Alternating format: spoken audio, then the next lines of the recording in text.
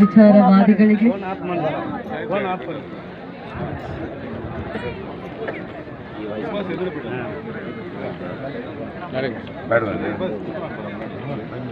ಅಂಬೇಡ್ಕರ್ ಅವರ ಅಭಿಮಾನಿಗಳು, ಅಂಬೇಡ್ಕರ್ ಅವರ ಸಂಘಟನೆಗಳಲ್ಲಿ ಗುರುತಿಸಿಕೊಂಡು ಜನಸೇವೆ ಮಾಡ್ತಾ ಇರುವಂತ ಇಡೀ ಕ್ಷೇತ್ರದ ಅಭಿಮಾನಿಗಳಿಗೆ ಮತ್ತು ನಮ್ಮ ಕ್ಷೇತ್ರದಲ್ಲಿ ಓದಿ ಹೊರದೇಶಗಳಲ್ಲಿ ಕೆಲಸ ಮಾಡ್ತಾ ಇರುವಂತ ಅಭಿಮಾನಿಗಳಿಗೂ ಕೂಡ ಇದು ಇವತ್ತು ಅವರ ಸಂಕಲ್ಪ ಆಗಿತ್ತು. KGF ನಲ್ಲಿ ಗತ ವೈಭವವನ್ನು ಮರುಕಳಿಸಬೇಕು ಅಂತ ಯಾವಾಗಲೂ ನನಗೆ ಇನ್ಸ್ಟಾಗ್ರಾಮಲ್ಲಿ, ಮೇಲಲ್ಲಿ, ಇಮೇಲಲ್ಲಿ, ಸೋಷಿಯಲ್ ಮೀಡಿಯಾ ಅಲ್ಲಿ ಪ್ರತಿ ಸಂದರ್ಭದಲ್ಲೂ ಕೂಡ ನಾನು ಸದನದಲ್ಲಿ ಧ್ವನಿ ಎತ್ತಿದಾಗ ಅವರು ನನಗೆ ಅವರ ಭಾವನೆಗಳನ್ನು ವ್ಯಕ್ತಪಡಿಸ್ತಾ ಇದ್ದಿದ್ದು. ವಿಶೇಷವಾಗಿ ಇವತ್ತು ವಿದ್ಯಾರ್ಥಿಗಳಿಗೆ ಇದನ್ನು ಕೊಡುಗೆಯಾಗಿ ನಾನು ನಿಮಗೆ ಇವತ್ತು ಲೋಕಾರ್ಪಣೆ ಮಾಡುವಂಥ ಒಂದು ಶುಭ ದಿನ ಅಂತ ನಾನು ಹೇಳಿದ್ರು ತಪ್ಪಾಗ್ಲಿಕ್ಕೆ ಆಗಲ್ಲ. ನಾನು ಈ 5 ದಿನ ಸೆಷನ್ಗೆ ಹೋಗ್ಬಿಟ್ಟು ಬರೋ ಅಷ್ಟರಲ್ಲಿ ಶೂನ್ಯ ಮಾಸ ಬರುತ್ತೆ ಅಂತ ಇವ್ರು ಹೇಳಿ ನನಗೆ ನಾನು ಮನಸ್ಸಲ್ಲಿ ಅದು ಕುತ್ಕೊಂಡಿದ್ರಿಂದ ಇವತ್ತನ್ನ ಬಹಳ ಗಡಿಬಿಡಿಯಾಗಿ ನಾವು ಲೋಕಾರ್ಪಣೆ ಮಾಡ್ತಾ ಇರೋದು ಇವತ್ತಲ್ಲ. ಇವತ್ತು ಭೂಮಿ ಪೂಜೆಗೆ ಒಳ್ಳೆ ದಿನ ಅಂತ ಹೇಳಿದ್ರು.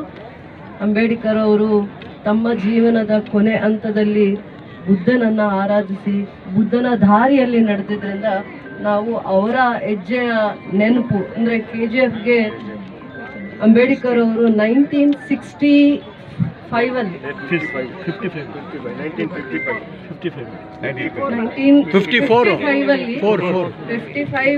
ಅಲ್ಲಿ ಅವರು ಪಾದಾರ್ಪಣೆ ಮಾಡಿರ್ತಾರೆ, ಕಾಲಿಟ್ಟಿದ್ದಾರೆ.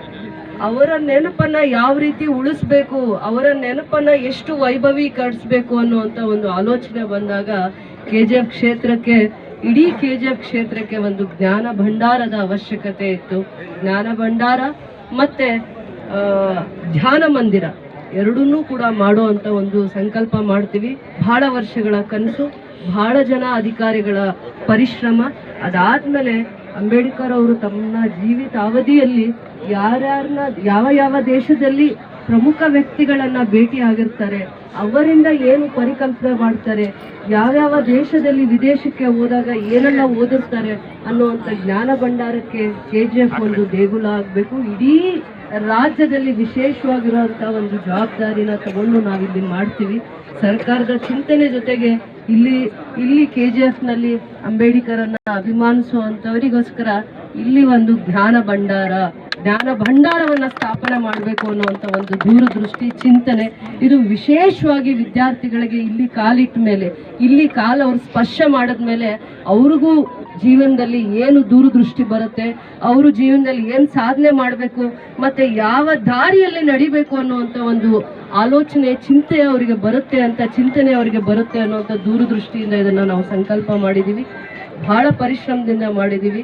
ಬಹಳ ಜನರ ಹೋರಾಟ ಮತ್ತೆ ಆಶೀರ್ವಾದದೊಂದಿಗೆ ಇದನ್ನೆಲ್ಲ ಪ್ರಯತ್ನ ಮಾಡಿದ್ದೀವಿ. ಇದು 15 ಕೋಟಿಯ ಅನುದಾನದಲ್ಲಿ ಆಗುವಂಥದ್ದು. ಮತ್ತೆ ಸರ್ಕಾರದ ಅನುದಾನ ಯಾಕೆ ಈಗ ಸದ್ಯಕ್ಕೆ ಇಲ್ಲ ಅಂತ ನಾನು ನಿಮಗೆ ಕ್ಲಾರಿಫಿಕೇಶನ್ ಮಾಡಬೇಕಾಗತ್ತೆ. ನಾವು ಇದನ್ನ 15 ಕೋಟಿ ಅನುದಾನದಲ್ಲಿ ನಾವು ಇದನ್ನ ಮಾಡ್ತಾ ಇರ್ತೀವಿ.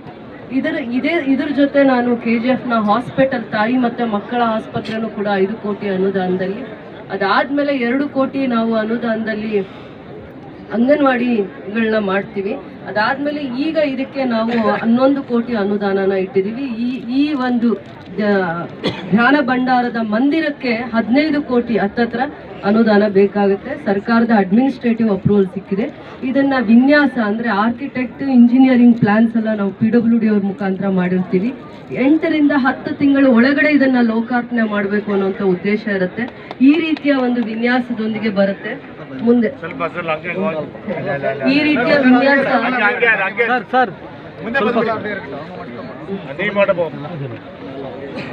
ಈ ರೀತಿಯ ಒಂದು ವಿನ್ಯಾಸದ ಇದನ್ನ ನಾನು ಅಪ್ರೂವಲ್ ತಗೋತೀನಿ. ಇದು 1 ತಿಂಗಳ ಪರಿಶ್ರಮ ಅಲ್ಲ, ಬಹಳ ಜನ ಅಧಿಕಾರಿಗಳು, KGF ಕ್ಷೇತ್ರದ PWDಯ ಎಲ್ಲ ಅಧಿಕಾರಿಗಳ ಪರಿಶ್ರಮ ಇದರಲ್ಲಿದೆ. ಈ ರೀತಿಯ ಒಂದು ವಿನ್ಯಾಸ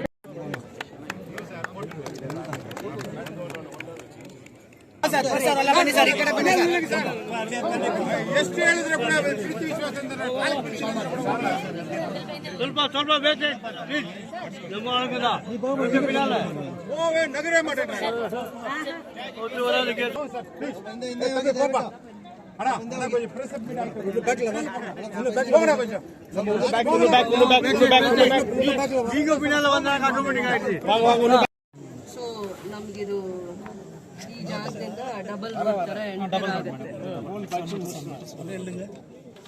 ನೋಡಿ, ಈಸ್ಟ್ ಫೇಸಿಂಗ್ ಇದೆ. ಇದು ಈಸ್ಟ್ ಫೇಸಿಂಗ್ ಈ ರೀತಿ ಇದೆ. ಅದು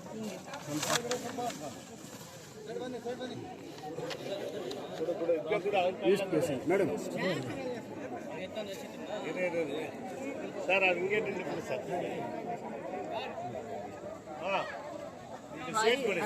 ಸೆಕೆಂಡ್ ಫ್ಲೋರ್ ಆ ರೀತಿ ಅದು ಬಂದಿರುವಂಥದ್ದು. ಇಲ್ಲ ಸಪ್ರೇಟ್ ತಗೊಳ್ತೀವಿ ಬಿಡಿ ಮೇಡಮ್ ಸಪ್ರೇಟ್ ತಗೊಳ್ತೀವಿ ಬಿಡಿ. ಹೇಗಿದೆ ಅಲ್ಲೆಲ್ಲ ನಾವು ಇಲ್ಲಿ ಅದು ದಲಾಯ್ ಲಾಮಾ ಮತ್ತು ಅವ್ರದ್ದೊಂದು ಮ್ಯೂಸಿಯಂ ಕೂಡ ಇದೆಯಲ್ಲ, ಆ ಒಂದು ಪ್ಲಾನಿಂಗ್ನ ನಾವು ಮಾಡಿದ್ದೀವಿ. ಉದ್ದಿಷ್ಟದು ಅಲ್ಲಿ ದಲಾಯ್ ಲಾಮಾ ಅವ್ರದ್ದು ಒಂದು ಜಾಗದಲ್ಲಿ ವಿಹಾರ್ ಅಂತ ಒಂದಿದೆ. ಅದರದ್ದು ಫೋಟೋಸ್ ತರಿಸಿದೆ ನಾವು. ಫೋಟೋಸ್ ತರಿಸಿ ಎಲ್ಲಾದರೂ ಒಂದು ಚೂರು ಅದನ್ನು ಆ ಕೋಟ್ ಎಲ್ಲಾದರೂ ಒಂದು ಕೊಡಬೇಕು ಅನ್ನೋಂಥದ್ದು ಒಂದು ಕನ್ಸರ್ನ್ ಇತ್ತು. ಸೊ ಆಲ್ಮೋಸ್ಟ್ ತುಂಬ ಜನ ಇಂಜಿನಿಯರ್ಸು, ಇಂಟೀರಿಯರ್ಸ್ದು ತುಂಬ ಹೋಮ್ವರ್ಕ್ ಮಾಡಿಸಿದ್ದೀನಿ ನಾವಿದೆಲ್ಲ ಪ್ಲ್ಯಾಂಡ್ ಆಗಿ. ಮುಂದೆ ಇದು ಒಂದು ಹಿಸ್ಟ್ರಿನ ಕ್ರಿಯೇಟ್ ಮಾಡಬೇಕನ್ನೋ ಅಂತ ಕನ್ಸರ್ನಿಂದ ಮಾಡಿ.